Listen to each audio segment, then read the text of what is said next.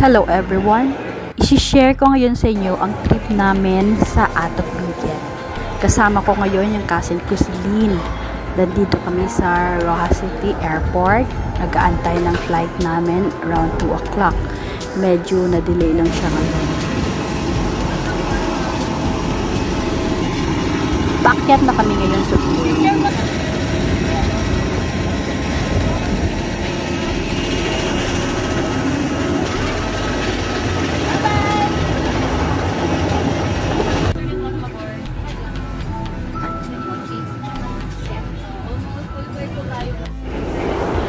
Dumating kami sa Maynila mga 2:35 na.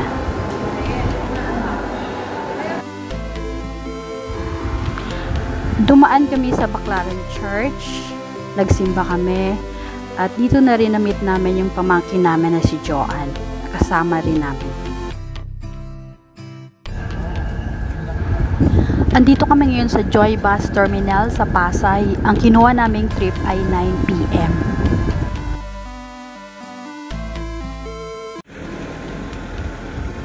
Dumating kami sa Baguio mga 2:20 ng umaga. Tapos sumakay kami ng taxi papunta dito sa Dangwa Terminal. Dito yung mga van papuntang Atok. Kape muna kami dito sa 7-Eleven habang naghihintay ng iba pang mga pasahero kasi napakaaga pa. Kami yung unang dumating na pasahero dito.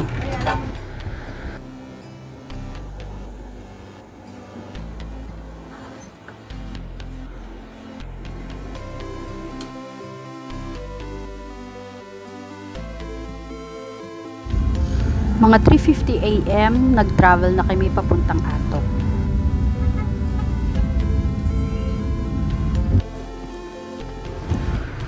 Dumating kami sa Atok mga 5:15 in the morning. Wala pang tao-tao. Naglakad kami. Tinanap namin yung daan papunta sa titirhan namin, yung Sunrise Cabin. Sarado pa ang Sunrise Cabin nang dumating kami. Ang ginawa namin, pumunta kami sa terrace nila at nag-abang ng sunrise.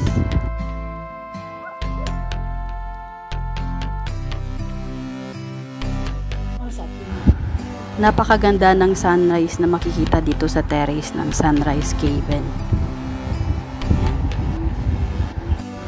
Makikita mo rin yung sea of clouds sa malayo. Napakalamig dito ngayon. At napakasarap ng hangin.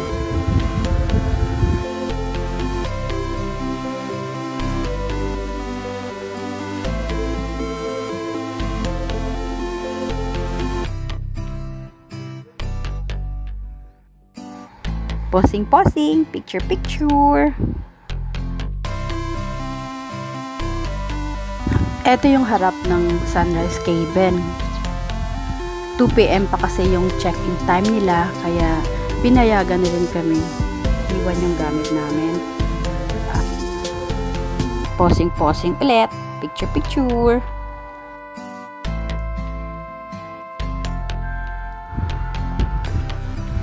Ito yung daan papunta sa tinitirhan namin. Napakataas talaga. Hingal kami kaninang madaling araw nang umakyat dito. Lalabas kami at maghahanap ng nakakainan. Yan yung iskinitang pataas doon sa Sunrise Cabin. At dito yung highway. Habang naglalakad, nakita namin ito. Ang ganda.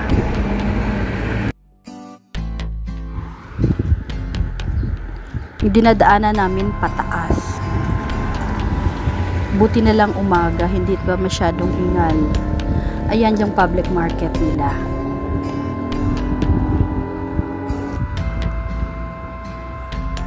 Tapos yan yung police station.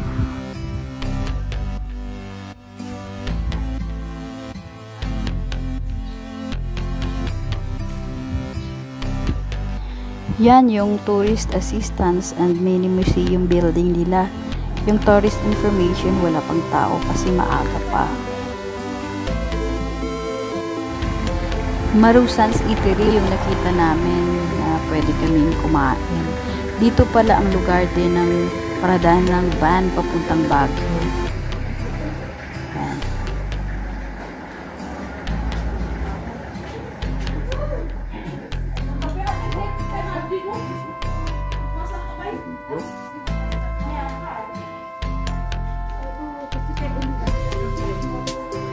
Meron silang short orders, mga rice toppings, and meron silang soup.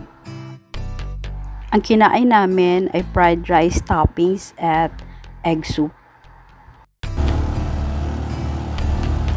Papunta na kami ngayon sa Sakura Park or Heights Park. Ang balak sana namin ay pumunta dun sa tourist information at tatanong kung paano ba yung makapunta sa mga tourist spots dito sa Atok, especially dito sa Sakura Park. Kaya lang, sarado pa kasi yung tourist information nila. May nakita ako doon sa labas lang na nagpapahire mga 1.7 yung for 3 hours yung sasakyan ni Tamaraw FX. Kaya lang napakamahal naman. Tapos may nagsabi na doon daw banda sa palengke may mura doon, kaya pumunta kami. Nandun na sa palengke, nakita namin wala namang sasakyan doon, nakita namin yung tricycle. So kaya daw ng tricycle dito pataas sa Sakura. Kaya ito, pumayag siya, i-hire siya namin ng 200 pesos, ihatid lang kami. And then binigay niya yung cellphone number niya at saka tatawagan na lang namin siya pag uuwi na kami. Ang ganda talaga dito sa Atok, kahit na tirik yung araw, parang lamig pa rin sa pakiramdam. Tsaka enjoy ako sa mga maraming pananim na vegetables sa daanan. Karamihan sa pananim na dito yung cabbage. At yung iba, hindi ko nakilala. Na-notice ko rin yung madaanan nila kasi yung hindi na siya lubak-lubak, concrete na, parang hindi mahirap pag umakyat tsaka bumaba yung sasakyan. Ayan na, malapit na kami, papasok na kami. Dito na siya.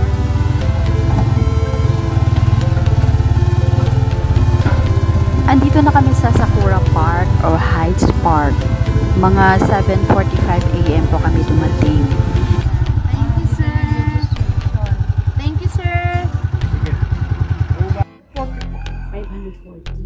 May discount po yun. Opo, meron na pong 600 po sana kasi 200 pang isa po. Kaya yung PWT 1 po po. Ito na.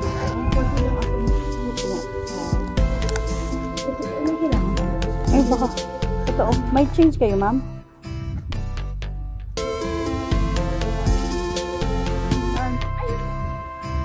Man ulit. Doon kami pupunta, dati may payag yan. Dan? Ayun naman, Yung Mount Olis, isa din yan sa tourist spot dito sa Atok. Yan ang isa sa pinakamataas na bundok dito kung saan dyan mo makikita yung mga sea of clouds. Kaya lang, hindi na kaya namin pumunta doon kasi nakakapagod na. So, hindi na kami pumunta doon. Ang park na ito ay itinatag ng isang magsasaka na si Edward Hyde. Kaya nga tinawag na Heights Park. Kasama niya ang isang Japanese botanist na si Hiromi Yoshikawa. Isa ito sa mga sikat na flower farms dito sa Atok. At kilala siya dahil sa cherry blossom trees na itinanim dito noong 2016. Kaya lang nang pumunta kami, hindi pa niya oras na mag-bloom. Kaya yung nakita namin, walang flower. Isa sa mga pwedeng gawin dito sa park ay yung mag-horseback riding. Kaya lang, mahal na siya. So, nagpa-picture na lang kami at saka namasyal doon sa mga flower farms. Dalawang area yung flower farm. Dito sa park na to, malawak siya at meron pang mga plots na wala pang tanim na flowers. Yung iba naman, hindi pa nagbo-bloom yung mga flowers.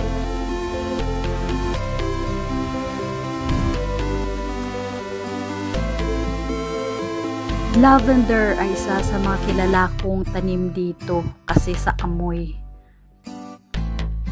Ito ang isa sa mga flowers na gusto ko talagang makita in person. Na-amaze talaga ako. Parang dream come true din na nakita ko siya.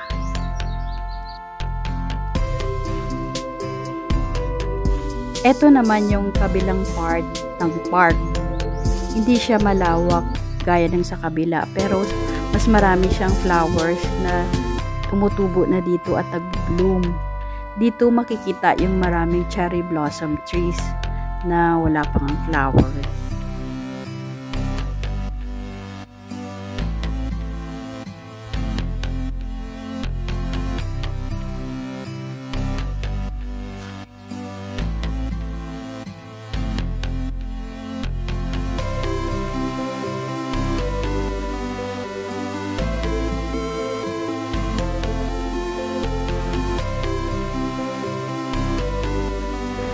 Ang sunod naming pinuntahan ay itong second highest point na makikita sa Halsema Highway. Dito makikita mo ang malaking bahagi ng Cordillera. Ito ay nagtataglay ng 7,400 feet above sea level. Noong una, ito ang pinakamataas sa lahat. Pero ngayon, may nakita ng mas mataas pa sa kanya doon sa Ifugao na nagtataglay ng 8,000 feet above sea level. Ito ang makikitang malaking bahagi ng Cordillera. Napakasarap ng pakiramdam pag nandito ka.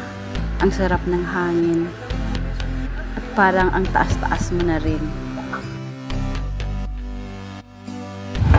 Sa halagang 200 pesos ay sinundo kami ni Kuya sa Sakura Park, dinala sa highest point at dito sa Ivory Restaurant.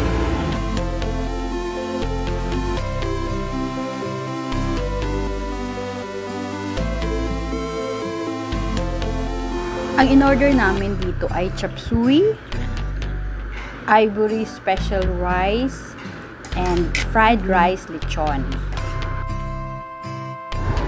Walking distance lang yung restaurant na yun papunta sa tinitirhan namin. Naglalakad kami ngayon pataas. Nag-rest tayo dito, no? So, akyat na naman tayo doon.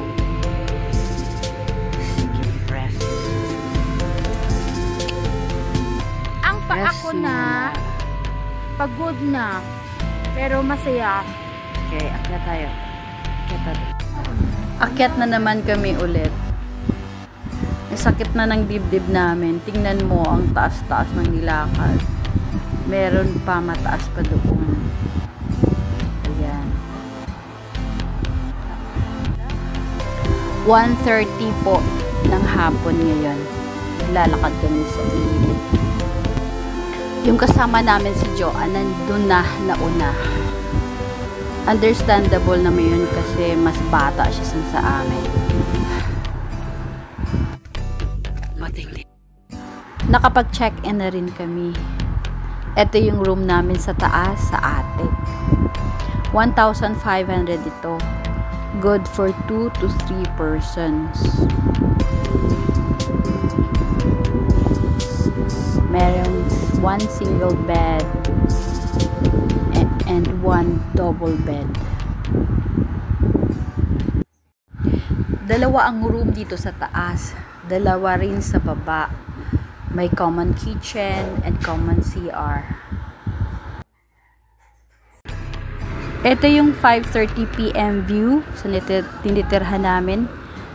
Malapit nang mag-sunset, pero napakalamig, parang early morning ang atmosphere. Dahil sa pagod, natulog na kami buong maghapon at ngayon lang nagising. Ito yung mga lugar na magandang puntahan dito sa Atok. Hindi na kami nakapunta kasi sumama na yung pakiramdam namin. Nanibago kami sa weather dito. Ako, nagkaroon ng sore throat. Si Joanne, sinipon, saka yung cousin ko si Lynn na PWD. Sumakit yung paa sa kakalakad. Pero kahit na anong hirap, worth it talaga at nag-enjoy kami. Napakaganda talaga dito sa Atok. Kinagabihan, hindi na kami lumabas upang kumain or bumili ng pagkain. Yung dala na lang namin na noodles at itong strawberries na nakuha ko sa Sakura Park at itong sweet cherry tomatoes na nabili ko sa Highest Point ang kinain namin for dinner. Pwede rin namang mag-order sa restaurant at magpa-deliver lang, kaya lang hindi namin ginawa. Hello, good morning! Ito yung view sa tinitirhan namin mga 8:20 ng umaga. That's the fog. Ang ganda ng fog sa taas ng bundok. At sa banda raon, parang may sea of clouds.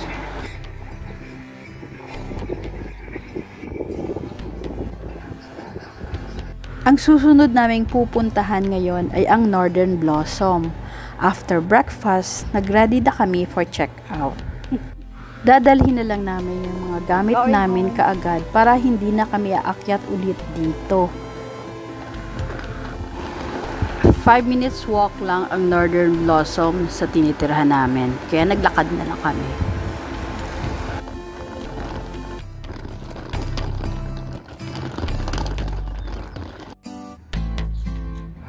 (8:35) nang pumasok kami dito sa Northern Blossom.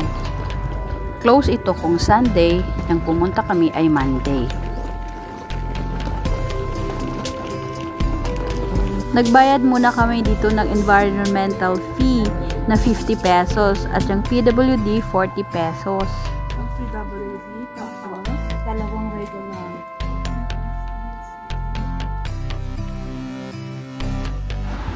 Dito kami nagbayad ng entrance fee na 250 pesos and 200 pesos sa PWD.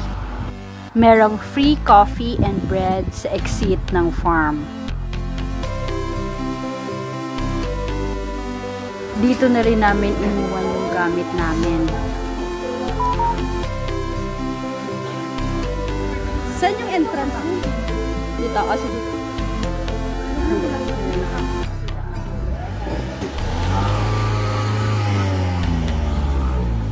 Come on, let's go.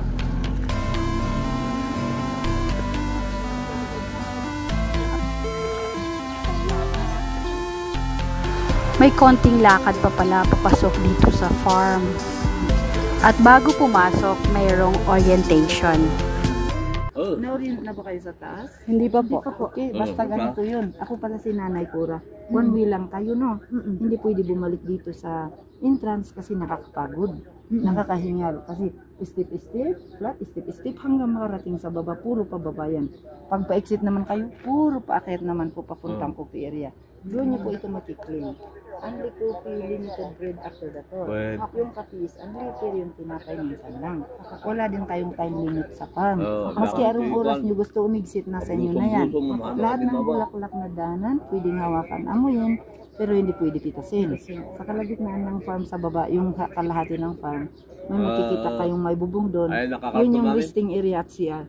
May pulsil din na tubig doon kung wala kayong dala. Mas maigi sana may dala kayong tubig. May dala po kami tubig. Tapos magmula doon, paakit naman po kayo papuntang coffee area. At ang tatahagi nyo is 2.5 hectares. Maraming salamat po. Maraming salamat. Oh, ayan. Video.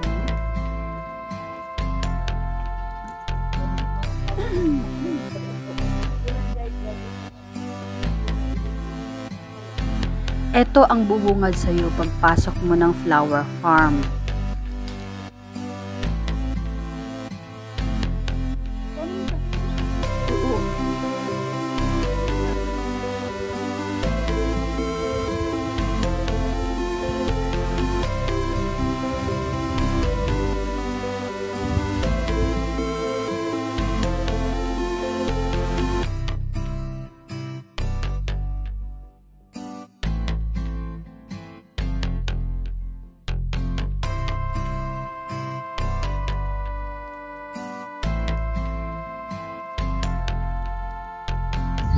Ang ganda talaga dito sa Northern Blossom. Dream come true talaga para sa akin na makita ang mga unusual na mga flowers dito at mahawakan sila personally. Mahigit 4 na oras kami dito sa farm, pero hindi pa namin maubos puntahan yung mga flowers kasi pababa. Yung iniisip kasi namin, nakakahingal umakyat pag lumabas na kami. Abangan nyo na lang ang separate vlog ko na ginawa dito sa Northern Blossom at pati na rin sa Sakura Park na pinuntahan namin kahapon. Ito na yung coffee area at exit na rin na lugar. Nakapagod talaga nang dumating kami dito. Ayan, marami na rin tao. Tsaka ang init, pero malamig yung hangin. Pagod na talaga kami. Nauna na dito si Joanne. Ayan, andyan na siya. Gantay sa amin. Reserve na siya ng seat.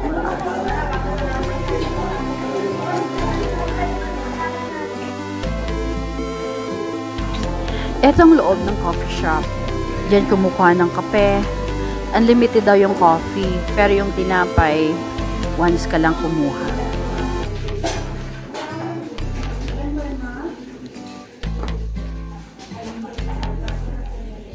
Ito yung kinuha nili na coffee, tsaka bread.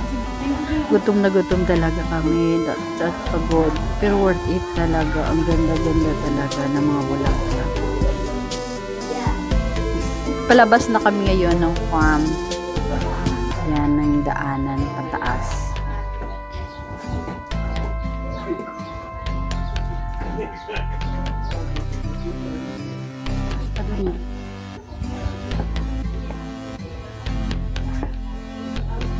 Ito yung extension coffee shop nila pag marami talagang tao.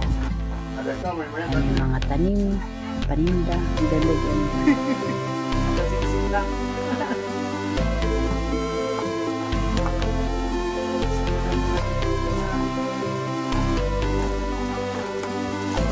Meron din ditong souvenir shop saan pwede kang bumili ng pasalubong o souvenir, remembrance, yan.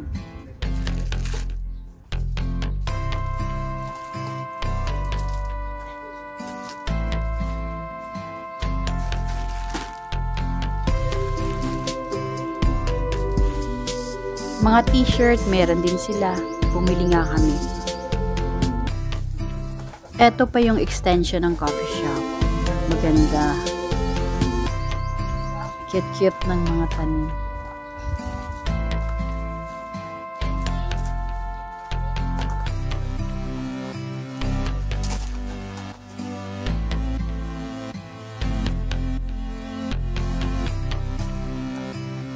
Exit na talaga.